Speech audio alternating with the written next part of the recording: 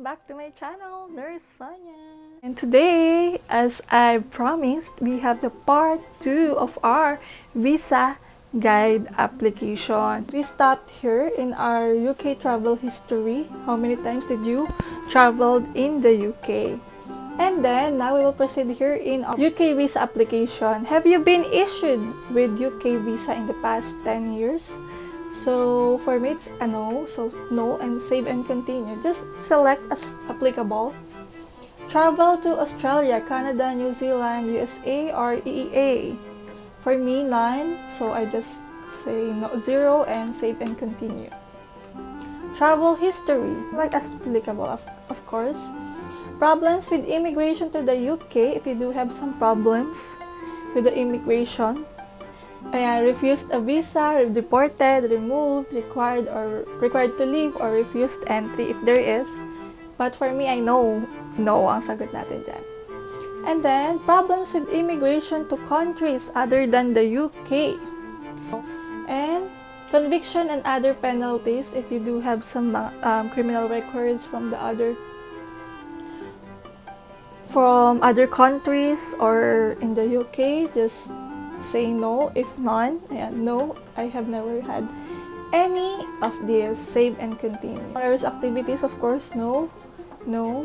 Terrorist organization, no. Terrorist views, no. Your previous employer. Sponsor license, this can be found in the page 1 of your COS. It's not the COS itself. It's not the COS number itself, but the sponsor license number. Then save and continue. Shares in sponsor, if it is a limited company, select no. Save and continue. Then select yes on your COS in this. And this is last question shown. Please check there is a Y after this question. Just select yes. Your planned employment in the UK. So what is your title of the job that they offered you? It can be seen on your COS and of course in your offer letter. And how much is the salary that they are giving? Save and continue.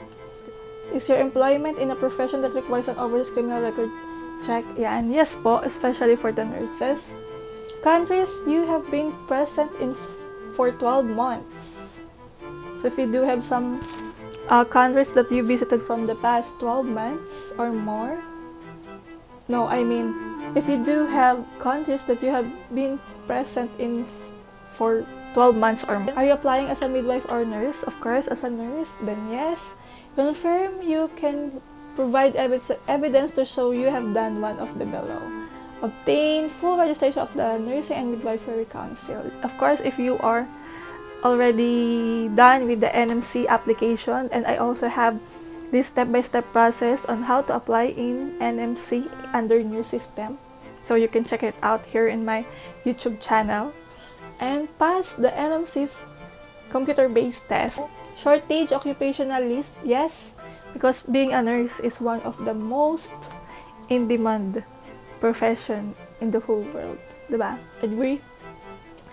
Certificate of sponsorship length.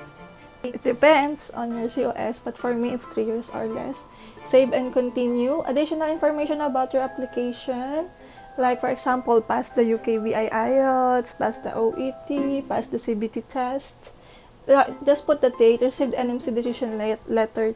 Just put the date. Okay, and save and continue. If you needed to add more information about your application but were not able to, you can write it here. Ayan. So, check your answers, personal information, given names, family names, sponsorship, all of that na you filled up or you answered, it will be summarized here. And just double check all of these. These are the things that you answered previously. And if all of these are correct, just continue. And then let's go to the step 3. Documents. So for the documents, there are mandatory documents. Of course, the passport, language test certificate, criminal record, confirmation of your sponsorship on your COS. Yan. And evidence that you have passed NMC CBT of competence. We already passed this one, so check documents. Required, tick all the check boxes. Of course, kailangan you have passport, you have passed the IELTS or OET, you have passed the CBT exam, and you already have criminal record certificate, and of course, and you already have criminal record certificate, and of course, your COS. Your next step is declaration. You have to declare by sending this application. You confirm that the best of your knowledge and belief the following is correct. The information relating to your application, your supporting documents. Also, the application will be processed according to the privacy policy and terms and conditions. If false information is given, your application will be refused and you may be banned from the UK and prosecuted. I accept the above. Read the declaration carefully and click here. Ito, I accept the above. Ayan, step 5 na tayo, which is the payment. Ayan, IHS. Mabigat sa bulsa to, guys. Kasi it's almost 110,000 pesos, I believe. But now, good news because there is a health and care visa which is free na ang IHS niya. So, they just started this health and care visa this August and they can refund those who paid IHS from month of March. So for us who paid January, February, they will not be able to give a refund, but it's okay. That's life.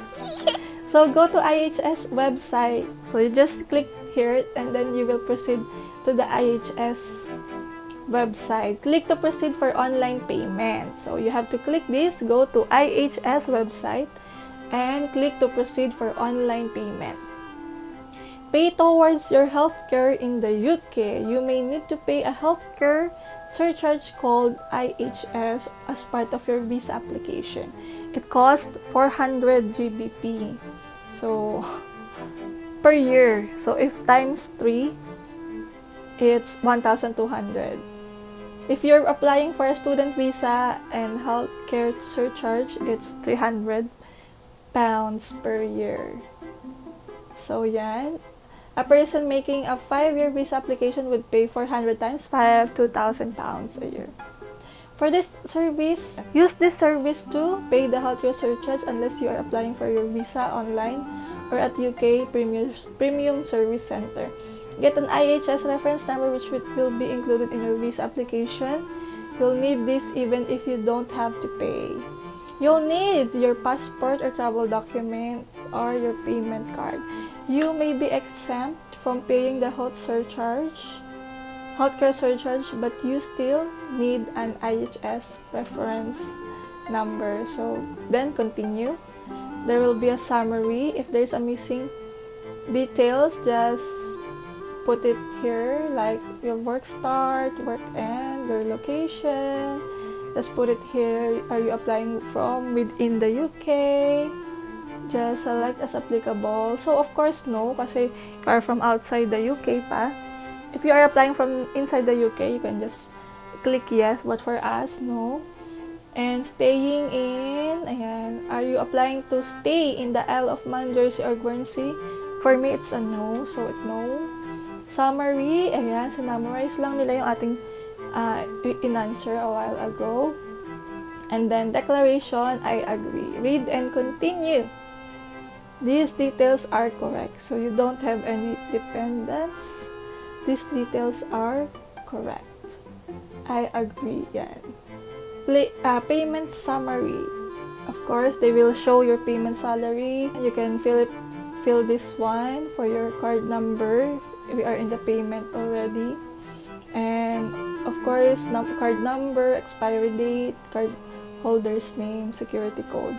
Continue with your application and then complete. After you paid, it will show complete. Your IHS number is. Then it will proceed to this one. What do you need to do next? Find out more. Return to my visa application. So, go to your visa application again. Yung kanina natin. Nandun tayo sa UK visa application. Continue for application payment. Continue your application. you must now pay for your application. So the other one, we paid for the IHS, which is 400 pounds times 3, 1,200 pounds. But for now, as I've mentioned a while ago, you don't need to pay for the IHS because we already have health and care visa. So you don't need to pay 1,200 pounds anymore. That's for free already. That's a good news for all of the nurses going to the UK. Demonstrating your permission to be in the UK. If your application is successful, you may need to collect evidence of your immigration status in the UK. You will usually need to do this if you are given permission to stay in the UK for more than 6 months. If you need a biometric resident permit, BRP in the UK, where do you want to collect it from? What is a BRP? What if you do not need a BRP? Collect from a UK post office. For us, we are instructed to collect from UK post office, then enter postcode of the hospital. So it can be seen also in your COS, the postcode of your hospital, and then save and continue. So we're almost done. How many slides to go? 6 slides to go. Visas and immigration. Choose a service. Yan, standard service, priority, super priority. But for us, we only paid for standard because we're not in a hurry. UK visa and immigration will contact you if it will take longer to process your application.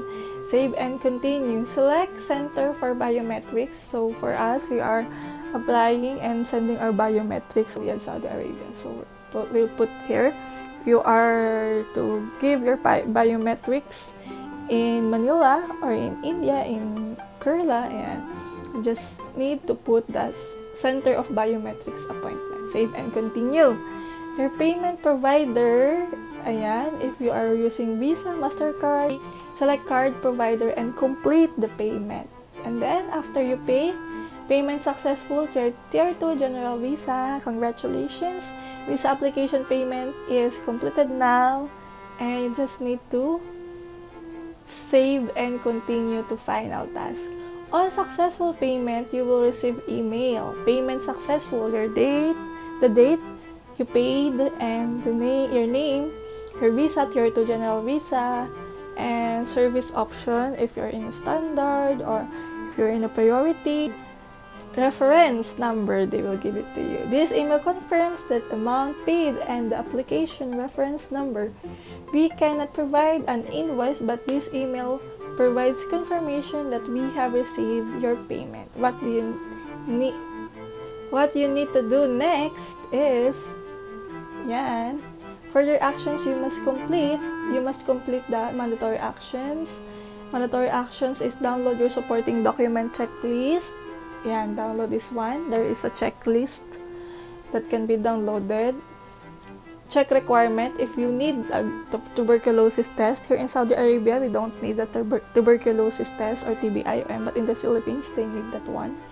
Make arrangements to provide your documents and biometrics. Provide documents and biometrics. Ayan. Download a copy of your application form. And you can download a copy of your application form for your records. This document will be available to download until, and there will be dates lang po. You will receive an email regarding appointment booking. Dear customer, thank you for registering with us. Your one-time password, there will be a one-time password. This password needs to be changed as soon as possible. Step 6 is further actions. Book an appointment. Please don't choose any services. Fill up application details as applicable, the country you're applying from, visa application center, visa type, Tier 2 General Visa, apply as individual only. Individual, I have read the instruction. Fill up customer details as applicable. So, and then save. So, yun guys. So, di ba? Bilis lang natin. Nakatapos na tayo. My tips for you guys you have to read carefully, you have to understand carefully. So hopefully this vlog will be beneficial for you, and hope to see you soon in the UK. Bye bye.